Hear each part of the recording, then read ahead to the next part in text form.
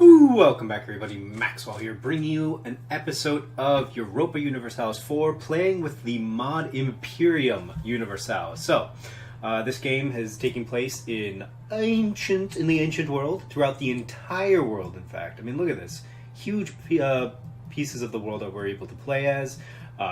Pretty much all of Europe, the ancient Middle East, which is, Persia, Media, Babylon, Egypt, Lydia. These are the great powers in the beginning of the game, and these guys, if we go to the Peloponnesian War, look at Persia. This is the Persian Empire that we're talking about. We're not going to do that. We're going to start right at the beginning of the game.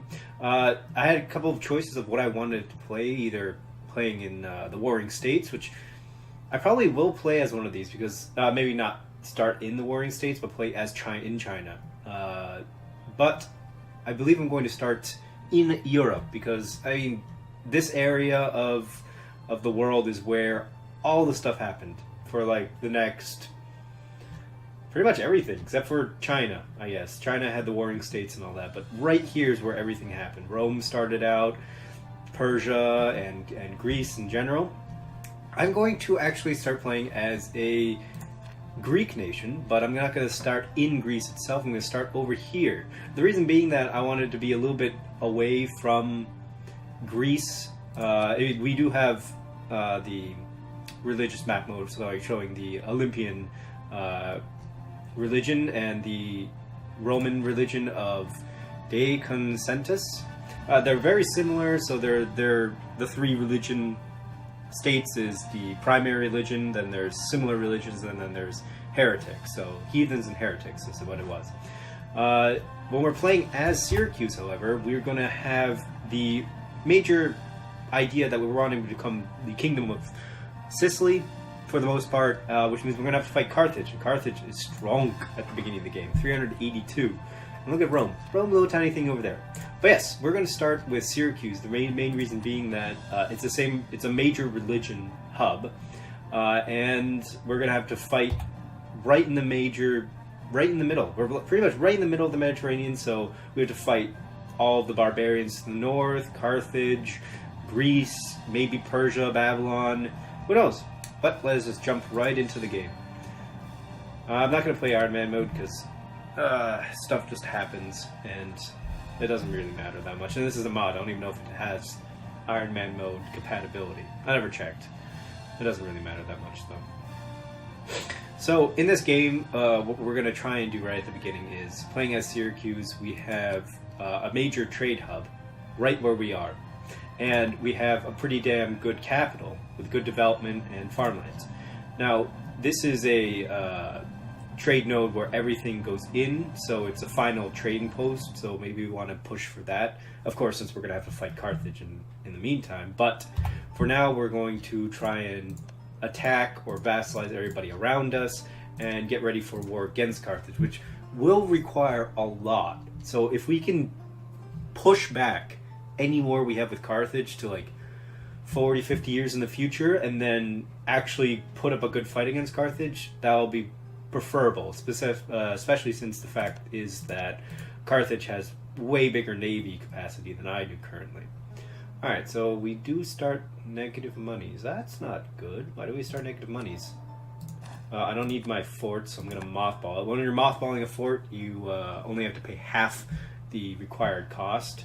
Unfortunately, it doesn't have a garrison, so it's a little bit weaker. It automatically brings all the forts back up when you go to war, though. So, rivals. Obviously, we're going to pick Carthage. Obviously. Now, we do have Uban, Thapsus, and Utica. Utica is right here. This is Thapsus. And Uban is where? Huh, where's Uban? Find Uban. Oh, there we go. So it's pretty much all of the Carthaginian troops over here, these individuals that we could pick. Or we could pick Athens. Athens is a little bit too far away for me to put anything really into. I would have liked if one of these guys would be able to become my rival so that I could get some power projection right off the bat. But I think I'm going to pick Utica. And I guess Thapsus. But the last one doesn't really matter. Who am I? Thapsus, Ubal, and Utica. Let's go Thapsus. Why not? Alright, so now that will push my power projection up by 5 for each one, so plus 3 per year will get me to 15 overall, and as you can see, the following effects get added to it. Now, if I could actually, declare war against my rivals and win easily and get humiliate, I could get power projection. If I get 50 power projection, I can get plus 1 to every single one of my powers, which is what you do for improvements on technology and just a bunch of other stuff. I mean, power projection is always needed. Alright, so I start with my Archon. I'm a oligarchy, so I have a monarchy that is led by powerful nobles. Okay, it's decent. Maybe at some point I might want to switch to a despotic monarchy because these are pretty damn good. Monthly autonomy change is very, very good because it allows you to get more money if you have low autonomy.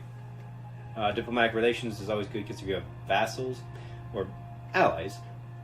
And then there's the discipline. Alright, well, let's look around what we can do. So I'm currently allied, start the game allied with 3 people. I have these guys over here, and this guy. Now, this guy is probably going to turn into we're going to want to vassalize them rather than anything else. But that requires us to be a lot larger in the economic base tax.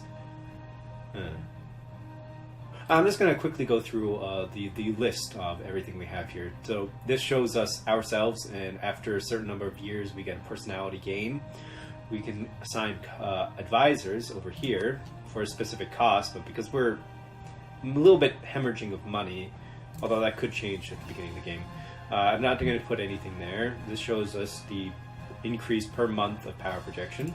We have the government. We can strengthen our government if we want to increase legitimacy and all that, but that requires military power. This shows the diplomacy, and we can show everything and then even put what we want to take for our own gain. Like I could say I want this stuff, like that, a province of interest. Alright.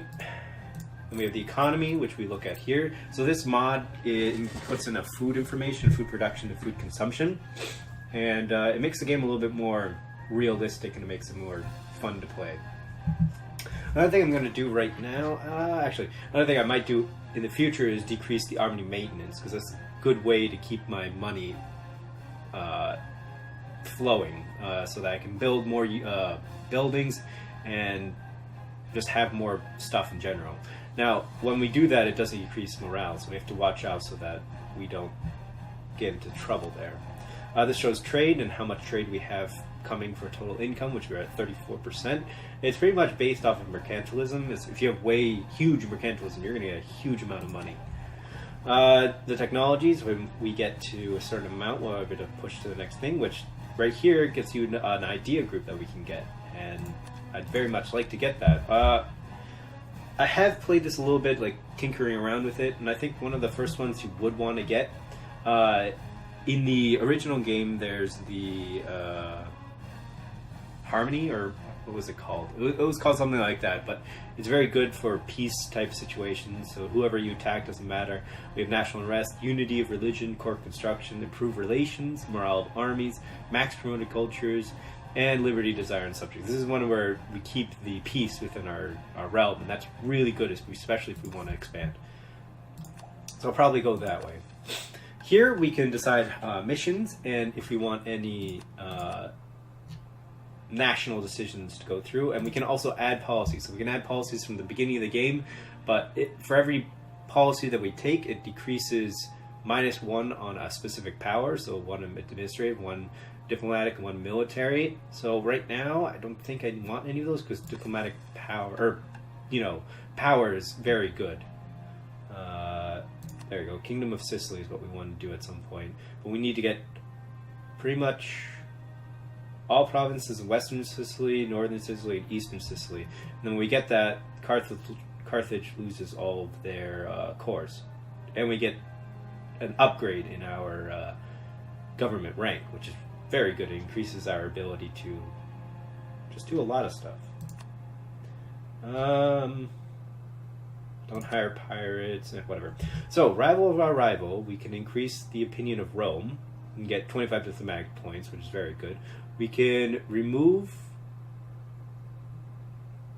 Camarina, and what that does is it gives us a free a free claim on this, which is really, really good. Or I can conquer this. Now, I probably want to remove them from the map. Yeah, definitely. Because they have our religion's very good province in general. And it gives us a free claim. So I'm definitely going to remove this from that. And we get 20 prestige from it. Prestige does give us some improvements overall as well, as you can see. So we have the stability and expansion one. It shows every single rebels over here. The number of states we can hold, which we can see from the states and territories shortcut, which mine's a little bit different than probably yours. So you just need to search this and set that. Right click to set a primary map mode. So you just right click it and click something else. And click one of those to set it. This is the religion. If we have current religious authority, we can increase the missionary strength, which will come into effect when we conquer non-Olympiad religions. And the Olympian religion is actually very good with years of separatism -5, which decreases the revolt risk by 2.5 right from the beginning of the game. And tolerance of heretics is also very good. This just shows the military overall. Now, in this game, it's really, really difficult to maintain your force limit with military. So I don't think you ever want to go that high, because if you ever do go that high, you're going to have problems with money, like really, really big problems. Now, force limit for Navy is a little bit different, because the difference between the costs is we're less than 1 fleet maintenance and Army maintenance is over 5, and we pretty much have the same for the number of ships and number of units. So, yeah. Now, this is the subjects one, so we don't have any subjects currently, no vassals. And this is the estates. So over here we get to have different types of the 3 major ones, and then if we ever take over, like, there may be a Germanic people or Carthaginian Berber people. But these guys allow you to do any interactions with them. Now, this would be very good, because then I can get diplomatic power. Now, the problem is that if they have more influence, which we have loyalty, influence, and land percentage, if they have too much influence, then they have a risk of seizing control. So it's very difficult.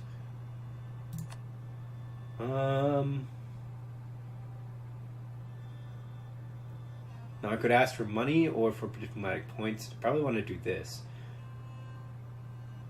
Now, they gain the influence, and it will go away after the 10 years. So I'm actually going to ask for diplomatic support. Now, they lose some loyalty, and loyalty actually... Is it loyalty or... influence level gives you a bonus. As you can see over there. Morale of army and all that. I can also appoint a court priest. This is one of the best ones you can get, because it's a level 1 priest, and it'll cost half the amount that any other level 1 advisor costs. And the priest is good because it decreases unrest. Unfortunately, well, I mean, we don't need it right now because nobody's going to revolt, but, well, they'll come to it. So we have a fleet with 12 units of transport, and we have one with 6 of merchant ships, so that they can, if we select a mission, we can have separate missions that we could put them under, but protecting trade's usually one of the better ones. And it shows you what the possible profit you could get from doing this stuff. Now, where are my merchants located? In Egypt and Rome. The reason that they're Egypt and Rome is because Egypt and Rome are both sending towards Syracuse, which we're collecting at. So if I put them in Syracuse, they lose, they don't have that much of a profit, rather if I put them in Rome or Egypt. If I have them in Syracuse, they're closer towards me. Let's put them in Egypt so that we could get some more money, though. I like the idea. Now, I would like to expand my navy, but that's going to cost me money, and I don't want to do that as of the second. I have 3 free diplomats. Who should I put it as? So I could offer alliances or improve relations with all these people. Or build a spy network. As you're building a spy network, you can fabricate claims. The first claim you have is 25, then the second claim that you try to push for is you need 28 for it. So if you build a spy network, it shows you that it will increase by 1.74 per month. There you go. And there's when the spy network is greater than 25, there's a 2.27% risk of discovery every month. But when it's below, you need to know where it is. So let us build it on there. The reason being that I want to take over this land. They are allied with Chalkis, which is located over here, yeah. Then there's you. You don't have anything. Although you're a different religion. I still want to take you, though. I'm going to wait for pushing this way until I take this guy over. For right now, I should push. I mean, who should I ally people? I mean, allying Rome is definitely a good idea. I mean, Rome is decently strong. You have a neutral attitude. If I ally somebody like you... Oh boy, you don't like me. Oh, sorry. I was looking at nationalization, not alliance. Not same religious groups. So if I ever get them to be happy enough with me, they might join my side. All right, let's put it as build a spy network with you at the with you. The reason being that I want you is because Carthage might take that while this guy's in the middle. Or you might take it, which would be annoying. Anyway, so that's those 3. I should push for at least 1. Oh no, I already have my 3 alliances, so I'm at 3 out of 3 diplomatic relations. So it doesn't even matter. Build the spy network in all of them. Oh, no, I don't want to do that. I just remembered. So I want one of them free at least so I can attack this guy, declare war. Now, the question is, he's a 4-2-3. He's okay. He's pretty much average. The maximum you can get is a 6-6-6, so a 3-3-3 is right in the middle. So when you have a total of 9 points, it's average. Now, I could make a general out of your ruler, and that won't count towards your maximum leader limit. Or I can spend 30 military to just get somebody. Of course, my army tradition isn't that high. So I probably should just make... Well, if I do this, I don't have a ruler, then I lose stability if my ruler dies. Choices, man. Alright, let's just do this and hope for the best. Well, he's a good fighter. Now in this game, I did notice that the points, the shock, fire, all these points are out of, like, I think it's 10 maybe? So you have to be a little bit worried about what exactly you think is a good general. Because the highest general is a 3-star, and he's currently a 1-star, even though he's a 3-4-2-0. It'd been nice to get at least some siege, but whatever. 20 there, so let's move you over to there. Alright, let us go. Carthage announced me as a rival, okay. Alright, if you don't get a person, an ally, then I can just attack you straight up and it will be really easy. Alright, so this is the food mechanics. Now, if we ever have problems with food or have way too much food, we can start exporting or importing stuff. If you export food, you get trade efficiency spy network. If you import food, you get more unrest, or you lose. Okay, so you gain more suppression of unrest, but you do have a worse chance of detecting enemy spies that might want to also claim your land. Now, my current food, if you will click on this, will show you, but we're going to play with the food system. So if we show this, we can see that nothing's there yet. Okay, but the amount of slaves that we get, if we conquer places, we get slaves, and the amount of food we have is 90, but no consumption yet because not even the first month has gone by. As long as they don't ally anybody. Okay, this is the point where, okay, minus 1.3, I am losing money. That's not exactly great. And I have enough backup that it'll be okay. But between wars, I'm definitely going to have to pay my maintenance way down so I get any money. Alright, maybe slaves, so I can buy slaves.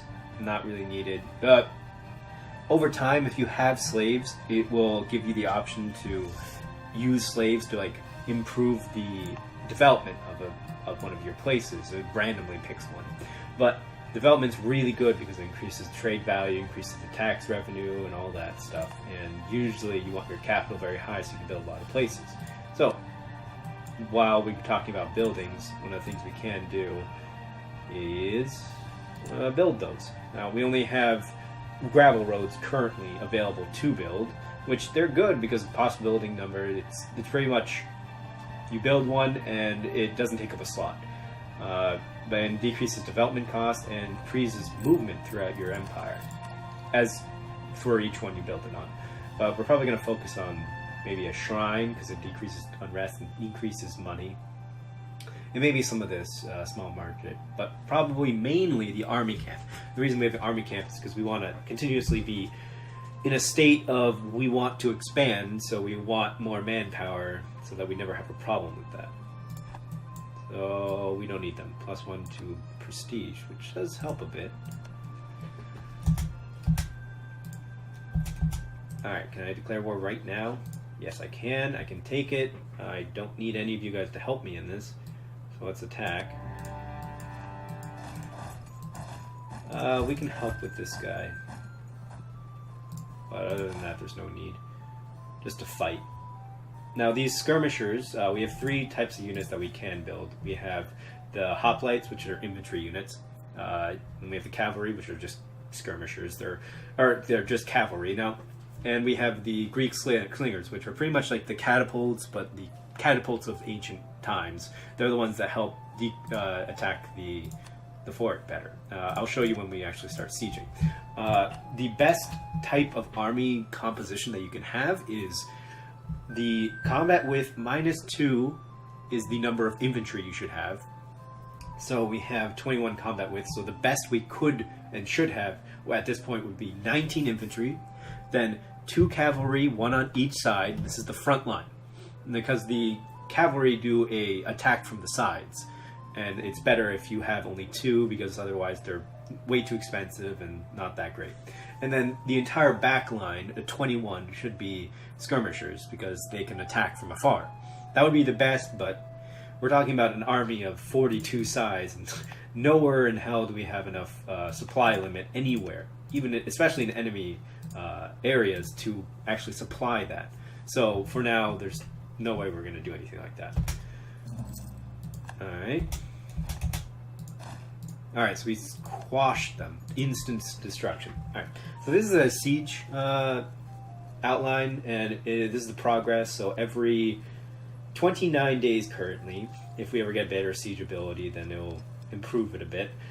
We go with a tick, and there's a percent. They roll a dice between 1 and 14, and as you can see, there's a chance of you rolling something, and it will give you an increase in the percentage of what you do. So if you roll a supply shortage, it increases it by 7%. If you roll food shortage, 14%. Water shortage, it does 21%.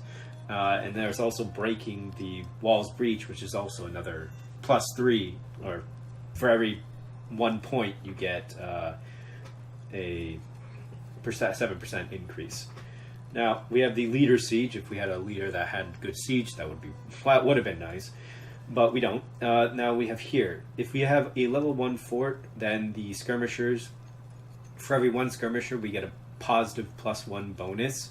Now as you increase the level of your fort, or you're fighting the forts, you need an additional skirmisher for every bonus point. So And when you have level 2, you need 2 skirmishers for just any +1 bonus, and 10 skirmishers for +5 bonus, and so on. And because this is on the sea, and we're not, you know, putting our fleet over here to stop it, it's -2 there, and -1 just for its 4th level.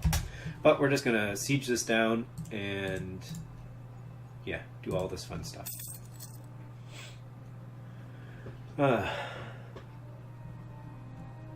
So the money is a problem right now. Are you only allied to them still? No, you're allied to these guys as well. Did either of you guys? You haven't allied any of them. So I could possibly attack those guys with no punitive. Oh my god.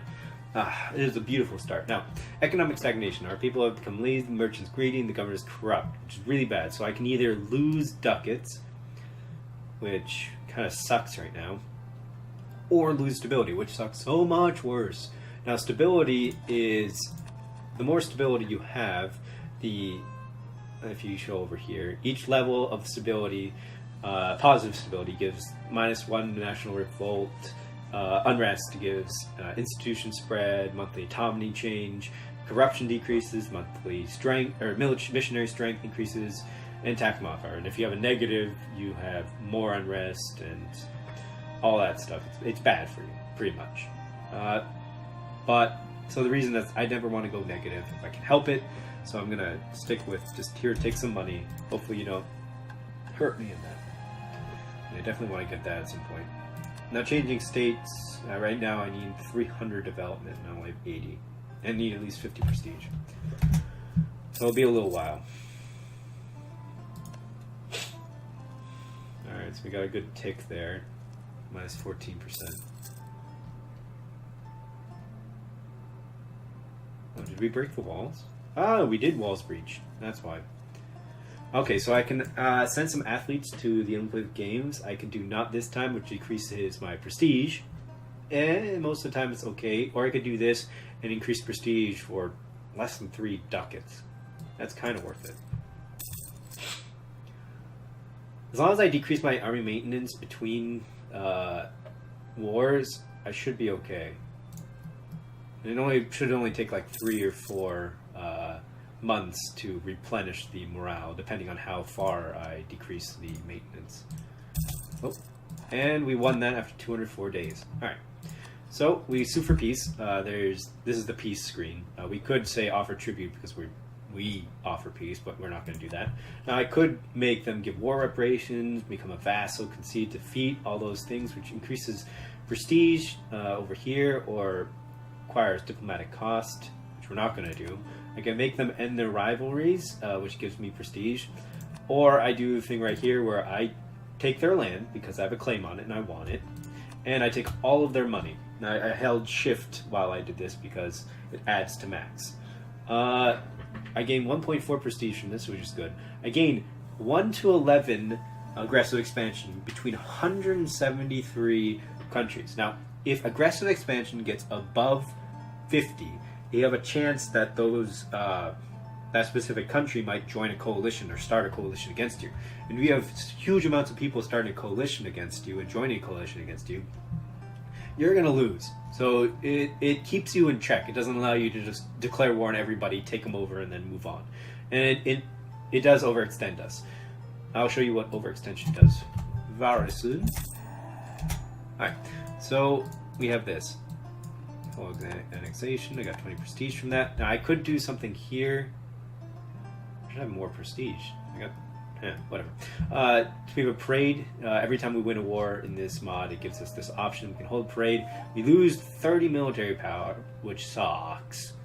That's that's 5 months worth of military power, and we gain prestige, army tradition, and legitimacy, or we just lose 3 prestige. I don't want to do that right now.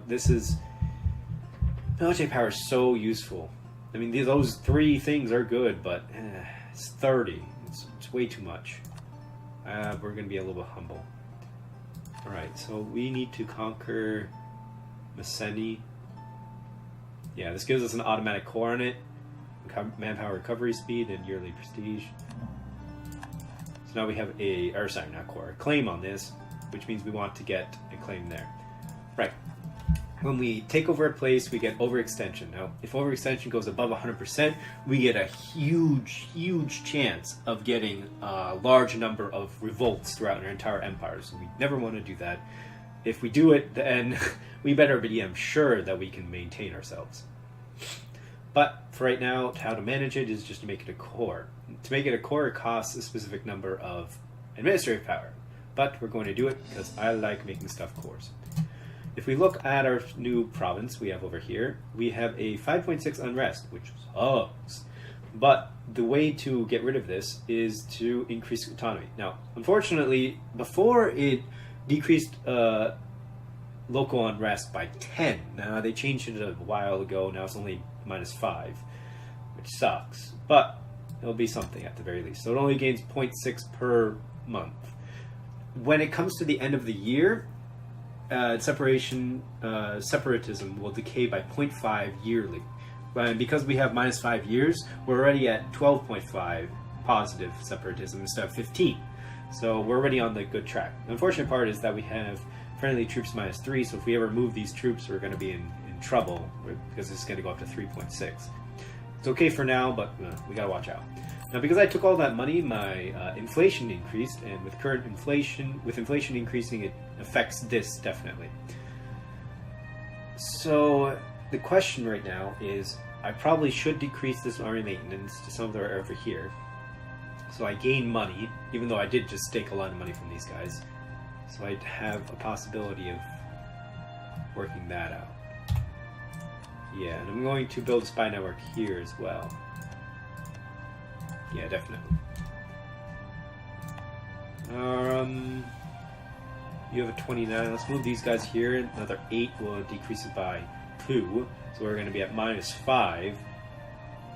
So we'll definitely be enough below that. So there's no chance of that increasing. Now it's only 0.6 per 0.6 chance of increasing per month for an increasing of 10% total uprising chance. So if it gets to 100% total uprising chance, they'll revolt. So, but on average, that'll take 138.8 years. So we're fine for now. But I'm going to end the episode here. I hope you enjoyed this first episode. We're going to continue taking what we can from Sicily and all these other gentlemanly guys. We're then probably going to kick our way into southern Italy over here, the boot. And then we're going to strengthen ourselves so that we can possibly go against Carthage at some point. Alright, well, I hope you enjoyed this first episode, and I shall see you in the next one. Bye-bye.